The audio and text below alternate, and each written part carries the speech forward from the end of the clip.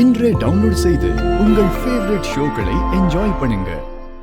அம்மா, ஊர் தலைவர் நீங்க. பஞ்சாயத்து பண்ண வேண்டிய இடத்துல இருக்கிற உங்க மேலேயே உங்க பொண்ணு பிராது கொடுத்துருக்கு.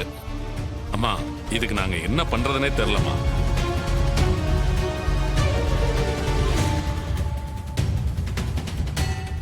ஐயா, என்ன ஊர் தலைவரா இருந்தா அவங்க மேல யாரும் பிராது கொடுக்க கூடாதா?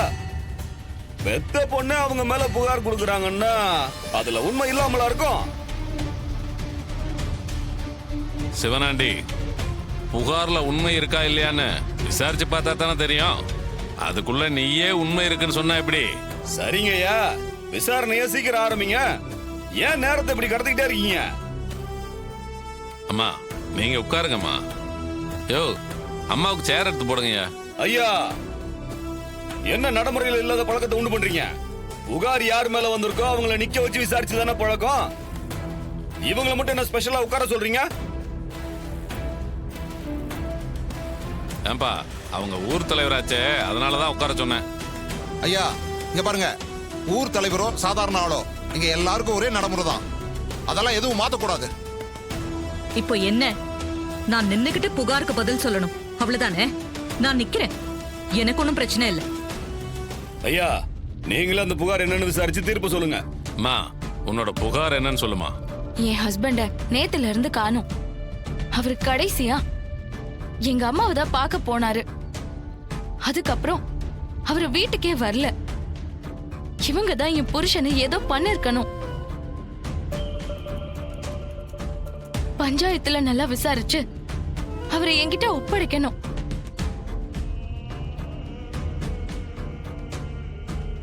அம்மா, இதுக்கு உங்களோட பதில் என்னம்மா? இந்த குற்றச்சாட்டுல கொஞ்சம் கூட உண்மை இல்ல. காணாம போன அவருக்கும் எனக்கும் எந்த சம்பந்தமும் இல்ல. தேவையில்லாம என் மேல பழிய போடுறாங்க. என்ன, காணாம போனவனுக்கும் உங்களுக்கும் சம்பந்தம் இல்லையா? மா, அவர் உங்க மருமகம்மா. உங்க பொண்ண கல்யாணம் பண்ணிருக்கான். இவ என் பொண்ணுங்கிறது ஒரு காலத்துல. எப்ப இவ என்ன மீறி அவளாவே ஒரு கல்யாணம் பண்ணிக்கிட்டாலோ அப்பவே நான் இவளை தலை முழுகிட்டேன். இவளே என் பொண்ணு இல்ல, அப்புறம் எப்படி அவ எனக்கு மருமகனாவா? இவங்கள தவிர அவருக்கு எதிரி என்ன பெருசா யாருமே இல்ல. அதனால இவங்க தான் அவரை ஏதாவது செஞ்சிருக்கணும்னு நான் முழுசா நம்புறேன்.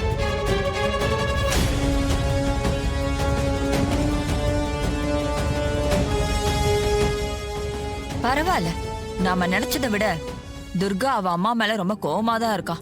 பார்க்கலாம் இன்னும் என்னெல்லாம் நடக்குதுன்னு. ஐயா, இவ இதுக்கு முன்னாடி நடந்ததையெல்லாம் சொல்லி குழப்ப பாக்குறா. எனக்கு இவங்க 2 பேரும் கல்யாணம் பண்ணிக்கிட்டது பிடிக்கலதான், நான் ஒத்துக்கிறேன். அதனால இவங்களை என் குடும்பத்துல சேர்க்காம வெளியே விரட்டி விட்டதும் உண்மைதான். ஆனா அதையெல்லாம் மனசுல வச்சுக்கிட்டு நான் ஏதாவது செஞ்சிருப்பேனே இவ சொல்றதெல்லாம் அபாண்டமான குற்றச்சாட்டு. அதுல கொஞ்சம் கூட உண்மை இல்ல. இல்ல, நான் சொல்றதுதான் உண்மை. இவங்க தான் என் புருஷனை ஏதோ பண்ணிருக்காங்க. ஏமா, அதுக்கு ஏதாவது ஆதாரம் வச்சிருக்கியாமா? இருக்கு, ஆதாரம் இருக்கு ஐயா.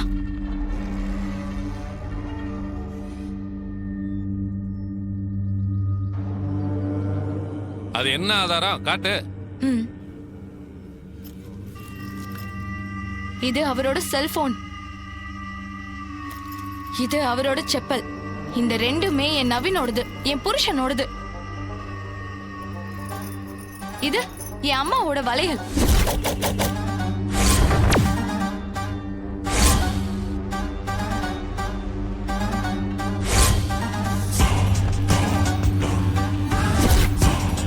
இது எல்லாம் என் பாட்டி வீட்ல இருந்து நான் வர வழியில ஒரு இடத்துல கிடந்தது.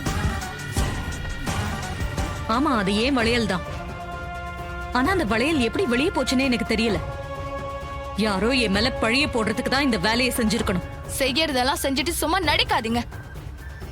ஆதாரத்தோட கையும் களவுமா மாட்டிக்கிட்டீங்க. இப்ப தப்பிக்க பாக்குறீங்களா? நம்ம பிளான் பக்காவா ஒர்க் அவுட் ஆகுதே. என் அக்காக்காரி இதுல இருந்து தப்பிக்கவே முடியாது. ஏய், நான் இதுக்கு நடிக்கணும்? இந்த வளையல் எப்படி அங்க கடந்துச்சுன்னு எனக்கு கண்டிப்பா தெரியாது. உங்களை பத்தி எனக்கு தெரியாதா? ஒருத்தர் உங்களுக்கு பிடிக்கலன்னா அவங்கள அழிக்க நீங்க எந்த எக்ஸ்ட்ரீமுக்கு போவீங்க.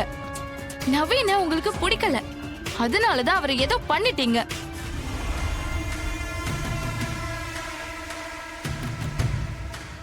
அவனே ஆத்தாளும் அவளும் எப்படி அடிச்சுக்கிறாங்க பாத்தியா? பஞ்சாயத்தே நாரி போச்சு. சித்தப்பா, அந்த சாமுண்டீஸ்வரி பொது இடத்துல வச்சு நம்மளை எத்தனை தடவை அவமானப்படுத்தி இருப்பா. அதுக்கு தான் அவ மகளே இன்னைக்கு பொது வெளியில வச்சு அவளை அவமானப்படுத்திக்கிட்டு இருக்கா. ரசிப்போம்.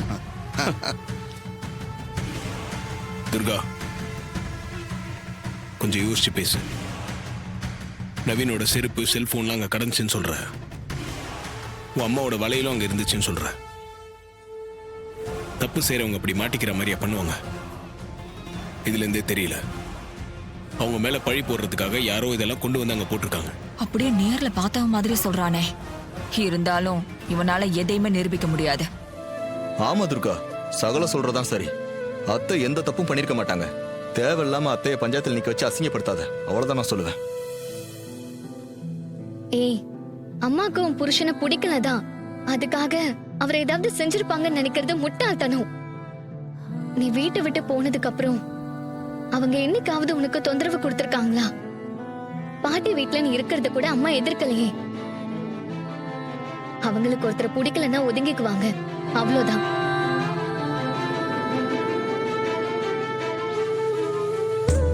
துர்கா, கல்யாண விஷயத்துல நீ பண்ணது ரொம்ப தப்புமா. உனக்காக நாங்க மாப்பிள்ளை பார்த்து எல்லா ஏற்பாடும் பண்ணிட்டு இருக்கிறப்போ எங்களுக்கெல்லாம் தெரியாமலேயே நீ ஏற்கனவே கல்யாணம் பண்ணி முடிச்சிருக்க. எங்கிட்டலாம் சொல்லக்கூட இல்லை. அந்த கோபம் தான் உங்க அம்மாவுக்கு. அந்த கோபத்துலயும் நியாயம் இருக்குமா. அதுக்காக உங்க அம்மா தான் உன் புருஷனை ஏதாவது பண்ணிருப்பான்னு சொல்றது என்னால ஏத்துக்க முடியலம்மா. ஏங்க, இவ என் மேல பழிய போடணும்னு ஒரு முடிவோட இருக்கா. இவகிட்ட போய் நீங்க நியாய தர்மத்தை பேசிக்கிட்டு இருக்கீங்க. இவகிட்ட போய் சமாதானம் பேசுறதே எனக்கு பிடிக்கல. விடுங்க. இவங்கெல்லாம் 1000 சொன்னாலும் என் புருஷன் விஷயத்துல நீங்க ஏதோ பண்ணிருக்கீங்கன்னு நான் உறுதியா நம்புறேன். அவரை விட்டுருங்க. நான் உங்க கண்ணுல படாம எங்கேயாவது போய் நிம்மதியா சந்தோஷமா வாழ்ந்துக்கிறேன். ஏய் லூசாடி நீ. நீயே என் மக இல்ல செத்துட்டேன்னு சொல்லிக்கிட்டு இருக்க. நான் இதுக்கிட்ட அவனை ஏதாவது பண்ணணும்? சும்மா தேவையில்லாம சொல்லிக்கிட்டு இருக்காத. சாமுண்டீஸ்வரி அம்மா, நீங்க நவீன கடத்தி கடத்தி வச்சிருந்தா உடனே வெளியே விட்டுருங்க.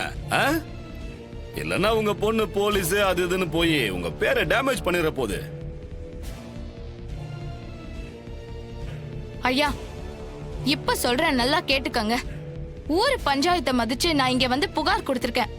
இன்னும் 1 மணி நேரத்துல என் புருஷன் வீட்டுக்கு வரணும். இல்லனா பெத்த அம்மானு கூட பார்க்க மாட்டேன். போலீஸ்ல போய் கம்ப்ளைண்ட் கொடுத்துருவேன். பஞ்சாயத்துல இவங்க கிட்ட பேசி ஒரு நல்ல முடிவுக்கு வாங்க. நான் வரேன்.